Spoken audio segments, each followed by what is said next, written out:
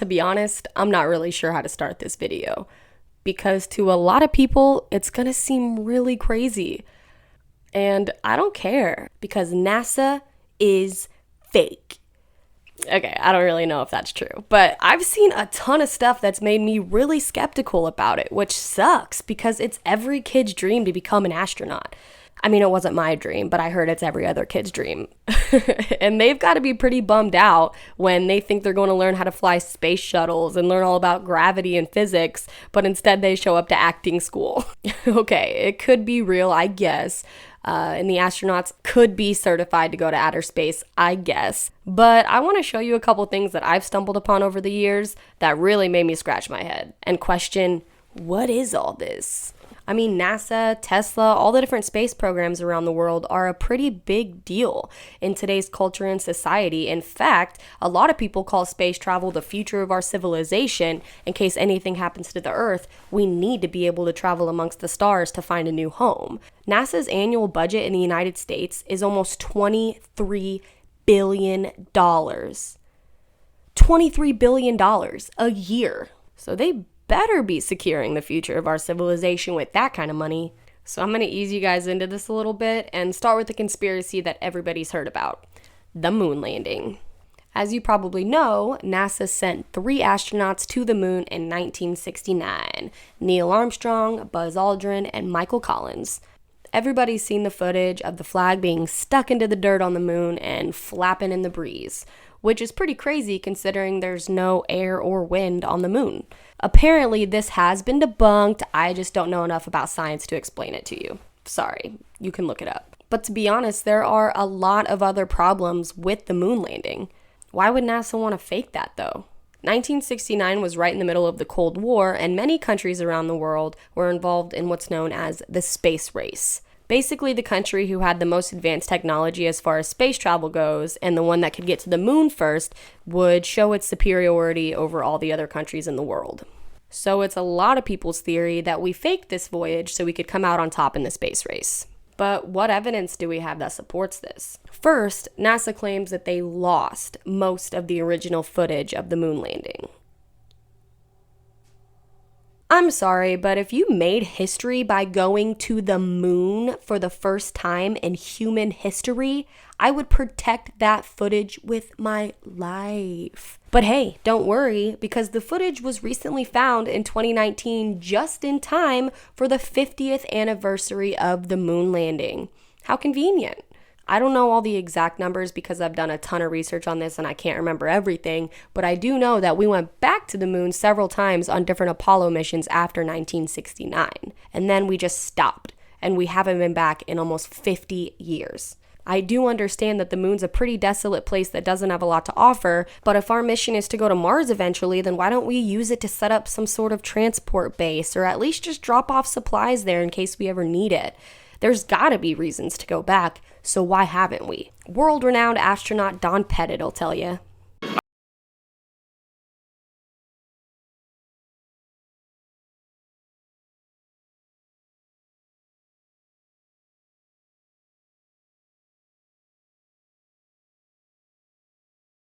Destroyed the technology. Okay, that makes sense. Oh, and it's super difficult to build up the technology again, even though we did it for the first time 60 years ago. Now, if you've looked into the moon landing at all, you've probably heard of the Van Allen radiation belt. This is an invisible barrier of radiation between the Earth and the moon that should be just about impossible to get through. In fact, this is what a NASA engineer had to say about the Van Allen radiation belt during the Orion project in 2014. My name is Kelly Smith, and I work on navigation and guidance for Orion.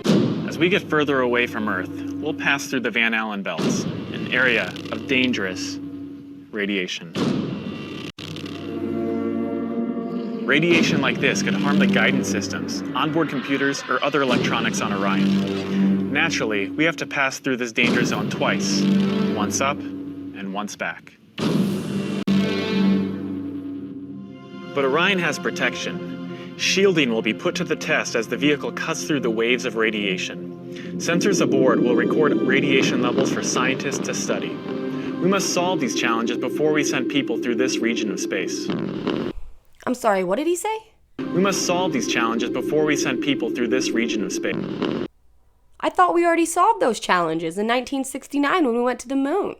There's also been extremely conflicting reports from different astronauts as to what is visible from space, the moon and the International Space Station. First, I'm going to play to you the press conference that Buzz Aldrin, Neil Armstrong, and Michael Collins held 2 months after they returned from the moon. Second, I'll show you a more modern interview of 2 astronauts today talking about the same thing. And I really want you to pay attention to everybody's body language. When one person says something, watch how the others react. When you looked up at the sky, could you actually see the stars and the solar corona in spite of the glare?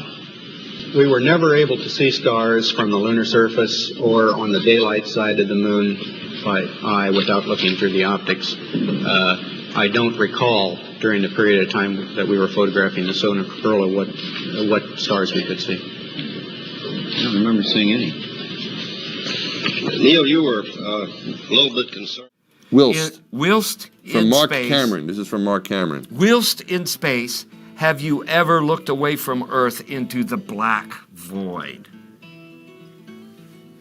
Yeah. All because the you can time. see. Because you can see the stars. Oh yeah. You know, and pretty much all the time you can see the stars. Yeah. It's not a black cool void. thing. I mean, it's black, but there's all kinds of little polka dots. There's all the stars there, and the cool thing is about it, you can see it during the day. Yeah, you can, and there's more than stars. You can see planets.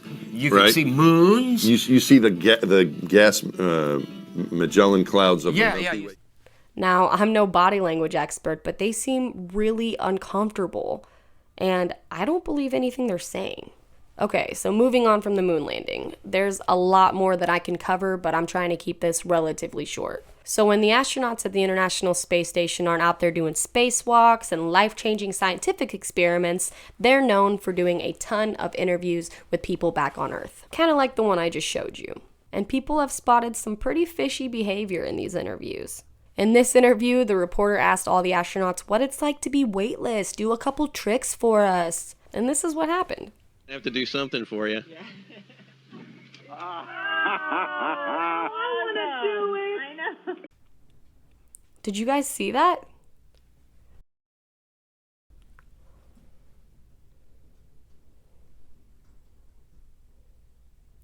What was he grabbing? There was nothing there.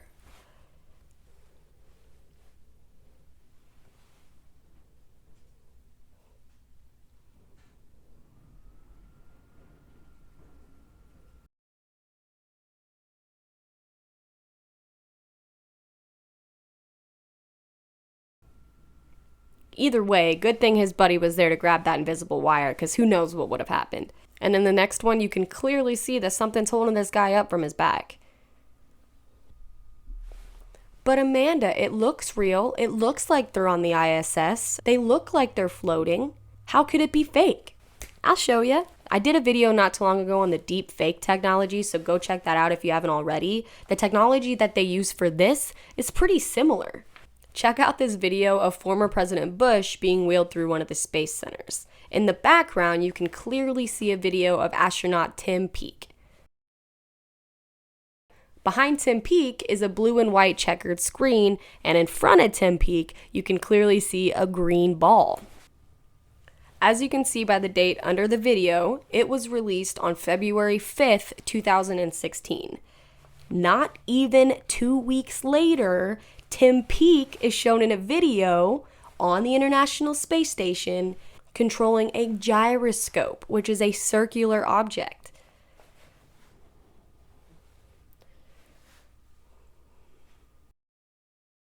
Now, I've seen what they can do with green screens, so I know it wouldn't be hard to turn that green ball into a gyroscope, but what about that blue and white checkered background? How could they possibly turn that into the ISS? ORAD's pattern recognition tracking technology is undoubtedly the most cost-effective and simplest tracking system available. Based on proprietary algorithms developed by ORAD, the system extracts camera position, orientation, and field of view from the video signal itself. Therefore, installation and setup is extremely easy and quick. Similar in nature to barcode technology, ORAD's pattern recognition tracking system utilizes traditional blue or green screen chroma key techniques. By adding grid lines of a similar blue or green hue onto the backdrop, the system recognizes and processes the overlaid information by reading the video signal. However, these grid lines are unseen in the compositing stage during the chroma key process. The algorithms support multi-camera productions and require only a small portion of the grid to be visible by the system for sufficient tracking. So as you can see, the technology exists and has for a long time. Here are a couple other videos that I found where I believe that they're using this technology. This one's blatant. They're not even trying to hide it. In this video, an astronaut is explaining the physics and gravity of different objects. And in the middle of the video, she decides to reach for an object that's not even there. Watch. So let's use this model of the Earth. And let's enlist the help of a friend, Paxi. You might know her. Paxi, hello Paxi. That was an official video released by the ESA, which stands for the European Space Agency. Not only are they not trying to hide this technology, but they're embracing this technology. Okay, so in this next video, watch the card that the guy on the right keeps playing with. It doesn't even look a little bit real.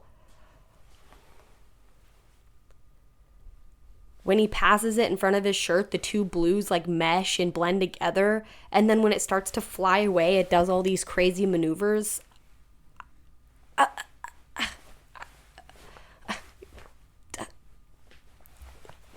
I rest my case, but again, there are a ton more videos out there that I encourage you to go find for yourself. So the last subject that I want to talk about is definitely going to be the most controversial, and I'm aware of that. And I don't take it lightly. This is a life and death situation, and I could be very, very, very wrong about this one. So when I was growing up in school, I learned about the Challenger explosion, and I know a lot of my viewers were probably alive to see it. So the 25th Space Shuttle mission is now on the way after more delays than NASA cares to count. This morning, it looked as though they were not going to be able to get off. 1 minute, 15 seconds. Velocity 2,900 feet per second. Altitude 9 nautical miles. Downrange distance 7 nautical miles.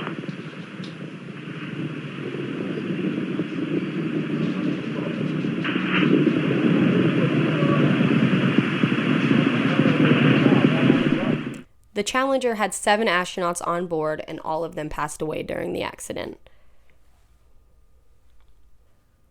Now, I'm not sure when this first surfaced, but I do know that I came across some crazy stuff while researching this. At least 4 of the 7 are believed to still be alive today. There are people with the same names and eerily similar features as those who passed away on the Challenger in 1986. I'm going to show them to you, and you can decide for yourself. I want you to pay attention to the eyes, the lips, the hairlines, and really think about what these people would look like 20 to 25 years later, and tell me this isn't crazy.